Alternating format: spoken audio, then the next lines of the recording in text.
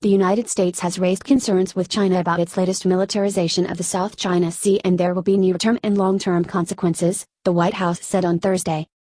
U.S. news network CNBC reported on Wednesday that China had installed anti-ship cruise missiles and surface-to-air missile systems on 3 outposts in the troubled waters. It cited sources with direct knowledge of U.S. intelligence. Asked about the report, White House spokeswoman Sarah Sanders told a regular news briefing, "We're well aware of China's militarization of the South China Sea.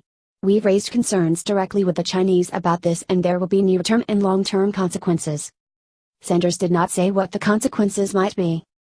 A U.S. official, speaking on condition of anonymity, said U.S. intelligence had seen some signs that China had moved some weapons systems to the Spratly Islands in the past month or so, but offered no details.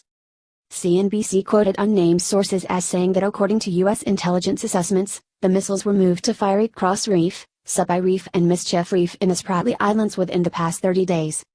They would be the first Chinese missile deployments in the Spratlys, where several Asian countries including Vietnam and Taiwan have rival claims. Vietnam calls the waters the East Sea. China's defense ministry did not respond to a request for comment. Its foreign ministry said China has irrefutable sovereignty over the Spratlys and that necessary defensive deployments were for national security needs and not aimed at any country. Those who do not intend to be aggressive have no need to be worried or scared, ministry spokeswoman Hua Chunying said. Julie Bishop, the foreign minister of U.S. ally Australia, said the reports, if accurate, would be a concern as the actions would be contrary to China's stated aspiration not to militarize the features.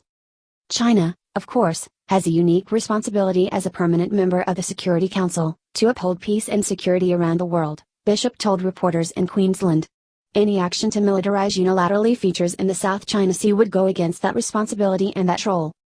CNBC said the YJ-12B anti-ship cruise missiles allowed China to strike vessels within 295 nautical miles. It said the HQ-9B long-range, surface-to-air missiles could target aircraft, drones and cruise missiles within 160 nautical miles.